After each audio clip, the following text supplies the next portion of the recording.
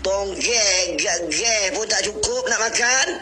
Nak berang. Geli betul lah konoha ni. Nak berang, geh pun tak cukup nak masak nasi. Nak berang dengan Malaysia. Hai, Assalamualaikum, balik lagi sama gue Arza Putra. Apa kabar kalian teman-teman? Semoga kalian semua selalu yang lancar dan Oke, pada kesempatan kali ini kita bakal reaction di channel channel ya, dimana ada sebuah video bahwa Pakcik Malaysia yang selalu merendahkan Indonesia bahkan menghina rupiah ya. Ditantang oleh netizen Indonesia, malah semakin menghina Indonesia dan bahkan mengatakan kalau Indonesia krisis gas katanya. Dia tidak sadar ya, bahwa negaranya itu sedang krisis beras ya, dan bahkan ada yang mau minta tolong ke Indonesia untuk menyelesaikan krisis tersebut. Aduh, gimana ya? Video ini kita sengaja sama di channel ini ya, di mana di videonya yang berikut balasan orang Indonesia untuk Pakcik Malaysia hina TKI Indonesia ada perang ya. Tuhan, kita langsung aja cek itu.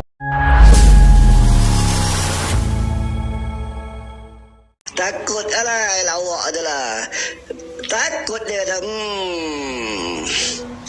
bukan tak nak layan konoha ni, tapi sedap dia kata bapak Prabowo ambil tindakan cepat, kita nak perang dengan Malaysia. Geli kita lah nak perang. Lawak ni. Awak ni memang lawak nak perang dengan Malaysia konon. Tak payah perang dengan Indonesia ni. Baling telur lah. Tum tam bagi telur, baling telur. Telur terbelang tu kita baling kat muka dia. Tonggeng, geh pun tak cukup nak makan. Nak berang. Geli betul lah konoha ni. Nak berang, geh pun tak cukup nak masak nasi. Nak berang dengan Malaysia. Nanti perang-perang lapar. Aduh lapar pak. Lapar. Gasnya udah habis. Gasnya mau dimasak bagaimana pak? Bagaimana nak perang dengan Malaysia? Negara kecil sibuk. Yang kamu pergi kerja kat sini buat apa? Dah tahu negara kecil kamu pergi kerja kat sini buat apa? Kita tak payah pakai ni, kita baling telur lah. Telur terbelang kita baling kat dia. Betul lah. Berah habis wadidau ketang ketung wadidau. Berah habis itu raya kamu punya kerja berjoget. Ni berjoget ketang wadidau. Viral Pakcik Malaysia yang pernah menghina rupiah dan rendahkan TKI kini memancing amarah lagi di sosial media. Lewat live TikToknya dia mengatakan, netizen konoha ini lucu semua, mau ajak perang Malaysia. Kalian lucu sementara negara kalian saja kekurangan gas. Gas untuk masak susah didapat, bagaimana untuk perang sindirnya? Dia juga menyindir, kalau kalian mau perang lempar telur saja, seperti warga kalian yang melempari kedutaan kami dengan telur. Pakcik ini juga bicara kalau negara kami kecil, lantas kenapa warga kalian yang datang ke negara kami cuman bekerja jadi TKI saja? Warga Indonesia marah karena Pakcik ini menghina TKI dan merendahkan rupiah, bahkan menyebut warga kalian pantas dicambuk karena jadi imigran di negara kami. Pakcik ini kurang mencari informasi, menyindir Indonesia kekurangan gas. Padahal gas itu ada, hanya saja distribusinya yang diatur, yang membuat gas susah didapat, tapi sekarang sudah normal lagi. Tapi dia tidak melihat kalau negaranya sendiri yang kekurangan beras dan pangan. Sampai-sampai pejabat dan parlemen Malaysia meminta agar Malaysia belajar dari Indonesia dalam mengatur pangan dan persawahan. Bahkan Dewan Rakyat Malaysia menyarankan agar masyarakatnya memakan ubi kayu saja, jika beras di Malaysia sulit didapat. Speaker Dewan Rakyat Johari Abdul mencadangkan rakyat menggantikan nasi dengan sumber karbohidrat lain seperti ubi kayu, sementara menunggu isu bekalan beras putih tempatan selesai. Beliau berkata ubi kayu dilihat mampu menjadi alternatif terbaik sebagai sumber karbohidrat disebabkan khasiatnya yang lebih tinggi berbanding beras. Ini ada di sini. Malaysia RM2.60. Okay. Sekilo ya. Thailand RM3. Okay. Indonesia RM3.80. Okay. Vietnam RM3.20, Filipina RM4, paling tinggi lah. Singapura RM4.60 memanglah dengan biarlah dia makan. itu dia duit banyak. Kambodia RM3.60, Laos RM3.80, Brunei RM2.80. Okey. Jadi kita paling rendah. Isu beras ni memang betul. Ada masalah untuk mendapatkan beras tempatan. Harga yang naik betul kita setuju adalah beras import. Yang rakyat sekarang ini menyuarakan habis dalam sosial media adalah kerana tak dapat untuk membeli beras tempatan. Kami ni dah cakap dah dengan Yang Amat Berhormat, kita nak membantu dan maklumkan. Yang menjawab yang bukan-bukan oleh menteri itulah yang menyebabkan kami di sini susah bila orang kampung tanya.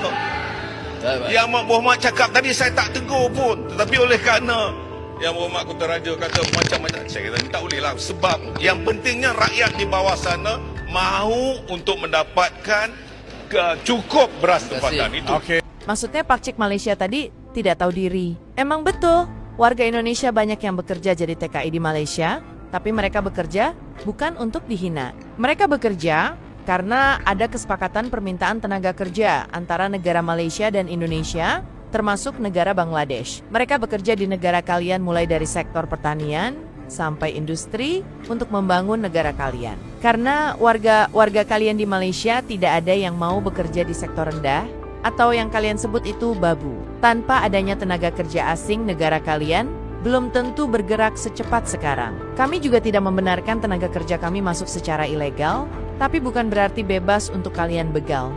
Nah, Pak Cik tadi sebut dan mengejek negara Indonesia, kekurangan gas dan kesusahan gas. Maksudnya begini, sebelum menghina dan merendahkan negara Indonesia, pastikan negara kalian tidak memiliki celah untuk dihina balik. Pastikan kalian berdiri di tanah yang kokoh, bukan lembek. Menghina Indonesia kesusahan gas rakyat, kami kesusahan. Nyatanya pejabat kalian sendiri menyatakan belajar dari Indonesia dalam mengelola pangan dan pertanian, khususnya beras. Pastikan kalau Pacik mau hina bangsa kami, yakinkan dulu kalau negara kamu sudah maha sempurna. Hina Indonesia kesusahan gas, nyatanya negara kalian kesusahan beras, sama saja meludah ke atas, tapi kena wajah sendiri.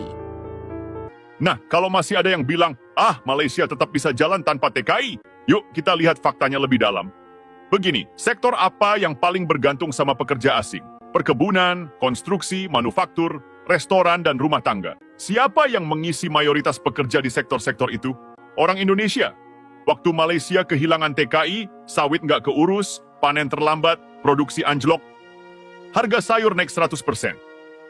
Kenapa? Karena tenaga kerja yang mereka coba datangkan dari negara lain nggak bisa kerja sefisien TKI. Ini bukan soal rasis atau membandingkan antar negara, ini realitas di lapangan. Coba kita tanya pengusaha di Malaysia. Kalau benar tenaga kerja dari negara lain lebih baik dan lebih murah, kenapa mereka masih berharap Indonesia mau kirim TKI lagi?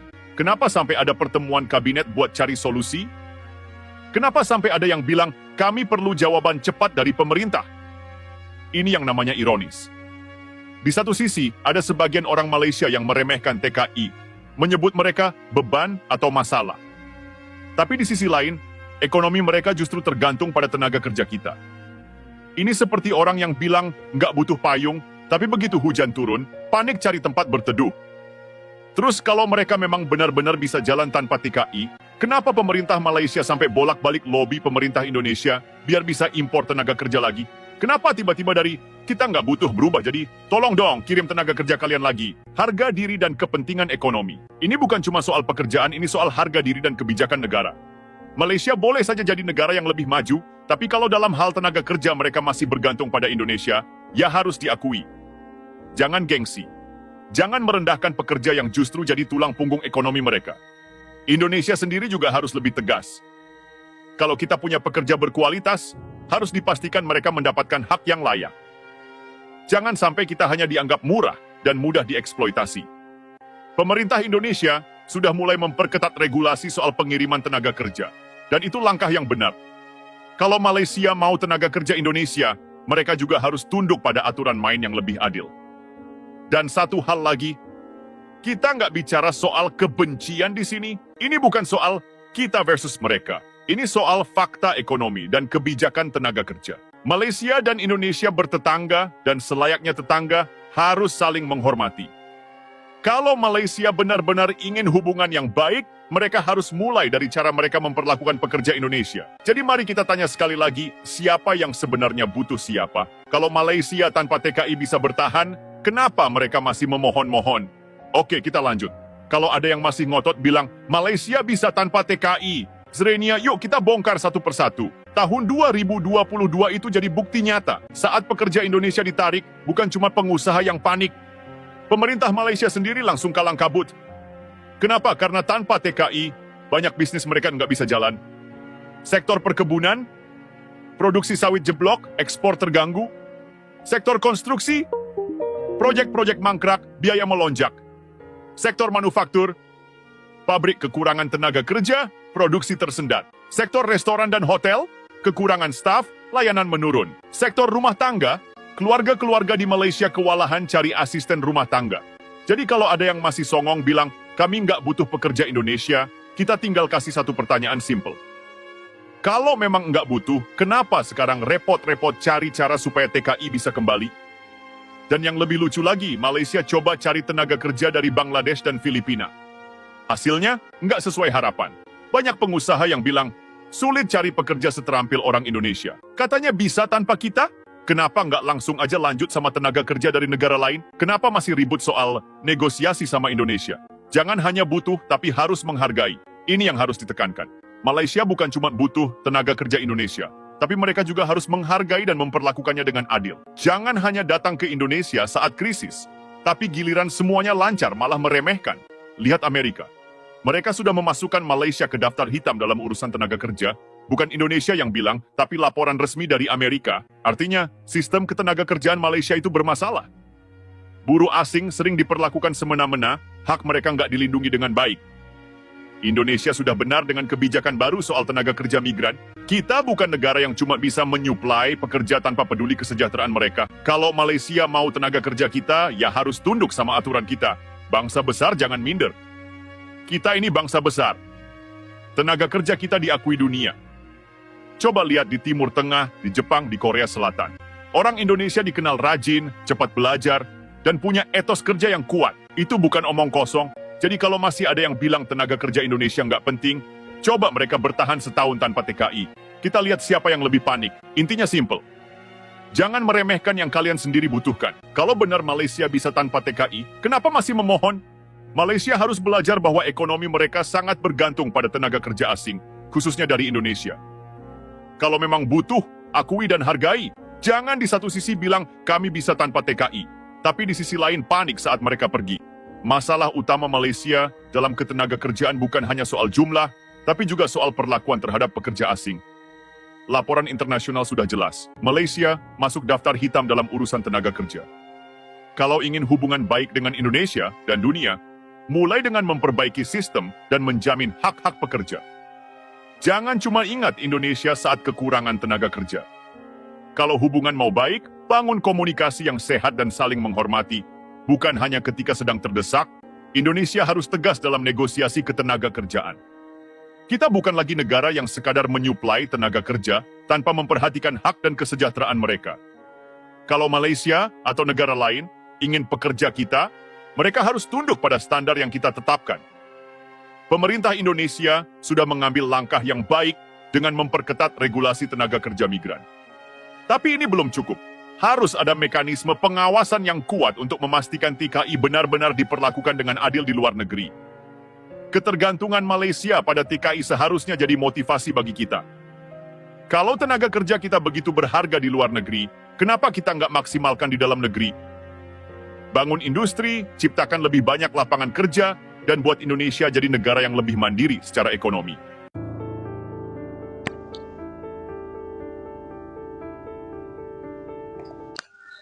Oke, Pak Cik, Malaysia yang selalu hina Indonesia, bahkan TKI Indonesia, silakan tonton video ini ya.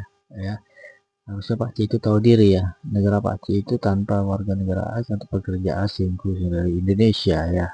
ya nggak jadi apa-apa ya. Apakah mau warga tempatan mau bekerja seperti warga negara asing ya di sektor pertanian, manufaktur ya yang berat ya, mau nggak ya? Tentunya tidak ya. Tentunya pengen yang enak-enak aja tapi gajinya besar. Nah, jadi buat teman-teman semua ya, khususnya gimana menurut kalian tentang video ini? Silahkan kalian tinggalkan di kolom komentar ya. Jika ada salah-salah kata dalam waris saya. Wassalamualaikum warahmatullahi wabarakatuh.